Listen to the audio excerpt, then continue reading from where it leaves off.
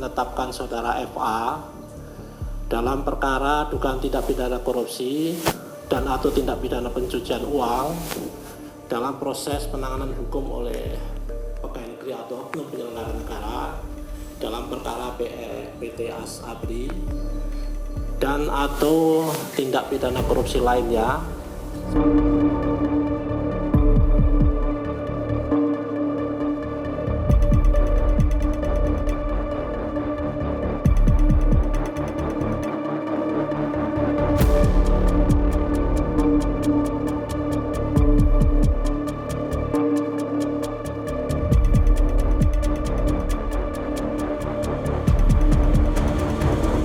Kita lanjutkan perbincangan saya ke Bu Genti. Jadi pada tahun 2022 menurut kuasa hukum Febri, Rumah Sentul itu sepenuhnya di bawah kekuasaan Don Rito. Nah, terkait dengan renovasi dan juga pembuatan brankas, Febri mengaku tidak tahu menahu. Jadi apakah masuk akal, Bu? Ya, tidak masuk akal ya. Kalau masalah renovasi, bisa jadi ada yang merenovasi dan lain sebagainya. Dalam rangka apa? Apakah dalam rangka ini tadi, kong kali kong tadi? Apakah dalam rangka memang mereka saling kerjasama? Itu kan justru malah menunjukkan kepada penegak hukum yang benar, yang baik, itu adalah ada hubungan nih. Ternyata dua-duanya kan jadi tersangka. Yang namanya penegakan hukum pidana itu sangat mengenal namanya participant of criminal ya, atau calon lah ya, offender gitu. Jadi bagaimana turut serta, bagaimana bersama-sama dan sebagainya. Ini malah jadi petunjuk untuk cari buktinya, untuk apa sampai dengan harus renovasi. Jadi kita ingin ya penegak hukum ini harus berintegritas dan tegas lah ya. Dan kita sekarang justru ingin mengatakan bahwa penegak hukum itu justru harus patuh pada peraturan. Jadi jangan hanya mengatakan bahwa negara mengatakan masyarakat harus patuh hukum. Nah, kelihatannya sekarang ini agak kebalik nih, masyarakat bilang ayo penegak hukum yang patuh, apa ada aturannya diserahkan ke kejaksaan. Dan berkaitan dengan emas, logam mulia ini kan memang celahnya besar sekali. Karena apa? Karena kita belum mempunyai pengaman emas yang sama. Emas batangan yang keluar dari Antam dengan yang dari misalnya Pegadaian apalagi ya, itu luar biasa, itu pengaturannya belum clear, sehingga di sana kadang-kadang ada emas batangan yang hanya diberikan slide gitu untuk bahwa ini logam mulia dari mana yang mengeluarkan. Kalau dari Antam kan dicap itu.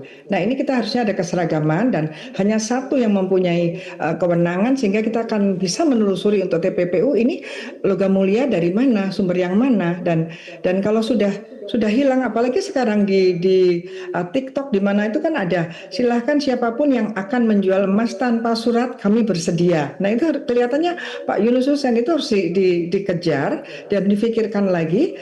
Jangan-jangan ini juga menjadi celah untuk TPPU berkaitan dengan adanya logam mulia yang nanti kalau itu menjadi barang bukti, itu akan sulit kita mencari ini dari mana karena nggak ada suratnya.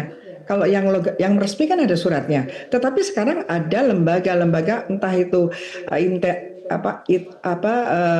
lembaga itu entah apapun bentuknya, sah apa tidak, yang jelas itu ditawarkan. Komdigi harus lihat bahwa mereka menerima penjualan emas-emas yang tanpa surat. Nah, sebetulnya ini kan seperti penadahan. Berkaitan dengan pasal pasifnya TPPU kan mirip dengan penadahan memang, karena dia menadah ini, jadi ini tantangan untuk TPPU berkaitan dengan emas, dan ada entity yang menawarkan jasa dan kemudian membayar berkaitan dengan emas-emas, perhiasan-perhiasan yang tanpa surat. Itu ada, itu di online tuh ada. Harusnya negara sampai seperti itu, karena itu adalah celah untuk TPPU. Jadi budaya patuh itu penting sekali, dan patuhilah itu harusnya kalau ke KPK. Ke KPK walaupun ada resisten, katanya nanti di KPK percuma juga, Pak KPK tidak begini-begini. Ya sudah, di KPK cari penegak hukum yang netral, yang benar-benar berintegritas. Kalau itu juga nggak ada, ya sudah, kita ini berarti memang tidak punya penegak hukum untuk memberantas korupsi. Ya mungkin harus difikirkan, mungkin mencari penegak hukum yang betul-betul bisa menegakkan hukum, berintegritas, menjaga due process of law, dan kemudian tidak mudah disuap. Ini menjadi tantangan. Jadi jangan gini, sekarang ini malah dipertontonkan kepada masyarakat bahwa sebetulnya kasus ini itu bisa diatur dan bisa dikendalikan. Ini keprihatinnya seperti itu, sehingga muncul perbedaan perilaku, muncul informasi-informasi, muncul akrobat informasi berkaitan dengan ini. Sudah dibawa ke kejaksaan, ternyata kepolisian mendatangkan FBI dan ini itu kan aneh. Ini sepertinya yang menangani siapa gitu. Itu hal yang mungkin bisa saya sampaikan, Mbak Vera. Ya, saya ke Pak Yunus. Pak Yunus, dari rumah yang awalnya dikatakan milik Febri, kemudian diakui sejak 2022 adalah milik Don Rito, kemudian pihak Don Rito mengklaim bahwa emas 74 kg dan juga uang ratusan miliar di rumah Sentul adalah miliknya pribadi. Jadi follow the money seperti apa yang digunakan penyidik untuk meruntuhkan klaim sepihak ini? Jadi sebenarnya saya melihat yang nama beneficial owner-nya itu adalah Mr. FA ini ya. Masalah itu dipakai oleh yayasan ya. Ada Don Rito. Don Rito kan digerakkan oleh yang bersangkutan. Kalau menggerakkan pengurus perusahaan, dia beneficial owner of corporation dari yayasan itu. Dialah yang bertanggung jawab. Itu terkait dengan yayasan ataupun Don Rito. Kita tahu Don Rito ini orang yang digerakkan, dia tidak berdiri sendiri. Yang kita dengar juga bukti-bukti juga bahwa dia banyak bertindak untuk dan atas nama Febri karena disuruh oleh Pak mantan Jampitsus ini. Mengenai surat katakanlah waris atas nama cucu segala macam, kalau menurut saya tidak begitu masalah karena yang penting siapa yang mengendalikan transaksi atau kepemilikan rumah itu. Kalau yang mengendalikan si FA, namanya boleh atas nama siapa saja boleh, tapi dia benefit of legal arrangementnya yang bersangkutan, dan dialah yang bisa diminta pertanggungjawaban. Kalau rumah itu dia sekarang diakui bukan punya dia, tapi kok ada foto keluarganya, ya, katakanlah diakui atas nama cucu atau dipakai nama yayasan, tidak masalah. Yang penting dia adalah pengendali dari legal arrangement transaksi rumah tadi, pengendali dari kegiatan yayasan tadi yang menggunakan rumah tadi. Siapa outlookernya? Kalau menurut saya tetap yang bersangkutan. Jadi penyidik harus mencari link ke sana dengan menggunakan konsep-konsep beneficial owner. Dia bisa ditemukan kalau menurut saya. Jadi bagaimana membedakan antara dana yayasan yang murni dengan yayasan yang dijadikan kedok pencucian uang, atau ini hanya sekedar alibi saja, Pak Yunus? Ya, mereka bisa menggunakan mana yang cuci uang, mana yang enggak ya. Kalau itu kan tuduhannya melanggar pasal 3 ya. Sekarang pasal 607 ayat 1 huruf A ya. Jadi kalau saya lihat ada 2 kriteria yang mutlak harus ada. Pertama, kalau cuci uang harus pakai uang hasil kejahatan ya, dalam hasil korupsi. Yang kedua, kalau cuci uang dia harus memenuhi pasal 3, unsur utamanya itu conversion and transfer sesuai dengan konvensi transnasional organized crime. Ada nggak mengubah bentuk dari hasil korupsi jadi rumah, jadi emas misalnya, atau memindahkan ke orang lain? Ada nggak? Kalau ada ya memenuhi pasal 3, transfer atau memindahkan. Kemudian ada unsur yang lain yang turut menguatkan 2 unsur tadi, yaitu yang ketiga, kalau transaksi yang sah, ada underlying transaction, ada perikatan pokoknya, ada dasarnya, ada perjanjiannya. Kalau nggak ada dasar perjanjian antara Don Rito misalnya dengan Febri ataupun dengan yayasan segala macam, tidak ada underlying, tidak ada dasarnya, berarti itu mencurigakan ya, diduga ada yang diatur. Yang kedua, untuk mengetahui itu cucu apa enggak, itu wajar apa enggak, lazim apa enggak. Kalau dia tidak wajar, tidak lazim, ya berarti ada indikasi itu upaya menyembunyikan, menyamarkan hasil kejahatan. Yang ketiga, untuk memperkuat syarat mutlak yang 1 nomor 2 tadi ya, yaitu apakah dia mengikuti modus-modus TPPU. Ini modus TPPU namanya aset tanpa nama, anonymous asset type, emas batangan, apalagi kalau nggak ada suratnya, uang itu nggak ada catatan, nggak ada jejak, nggak ada paper trail.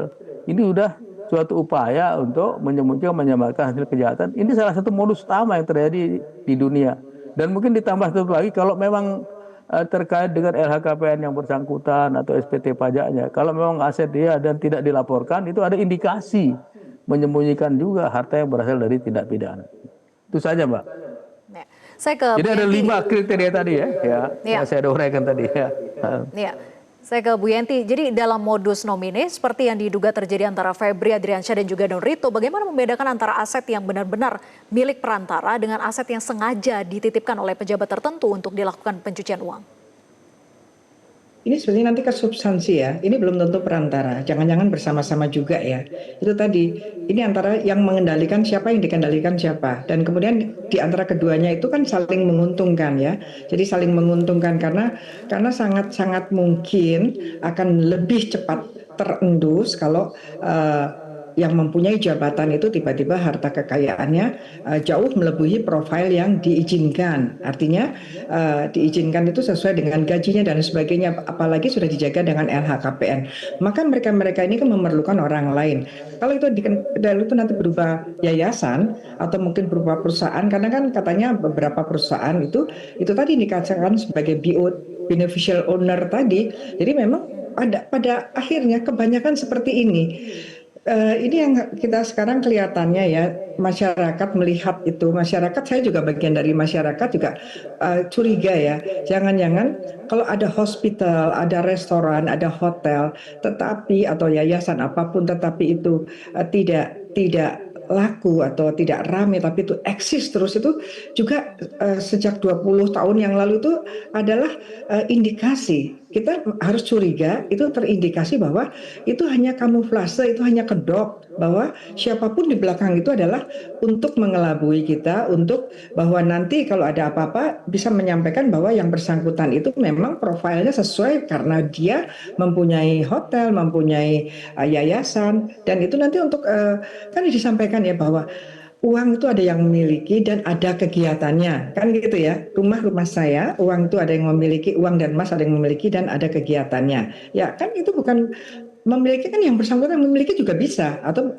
dimiliki tapi juga dikamuflase sehingga orang lain yang melakukan kegiatannya. Ini yang menjadi tugas penyidik untuk melihat hasil kejahatan dari korupsi 3 tadi dan kemudian dilakukannya TPPU. Jadi kalau itu memang sudah hasil kejahatan dan kemudian munculnya adalah yayasan dan ada rumah yang ada harta kekayaan yang tidak bisa dijelaskan atau juga menimbulkan kecurigaan bagi siapa saja, dan tapi kan harus menggunakan langkah-langkah upaya hukum, yaitu adalah sudah terjadi 2 kejahatan sekaligus sebagai syarat terjadinya TPPU, jadi kejahatan asalnya korupsi dan kemudian kejahatan TPPU-nya adalah hasil korupsi yang tadi dikatakan bahwa apakah ada conversion, apakah ada transfer, gitu ya. Jadi transfer di TPPU juga definisinya luas sekali, bukan sekedar jual beli, conversion apalagi merubah bentuk dan lain sebagainya. Ini semua, dan undang-undang tindak pidana ekonomi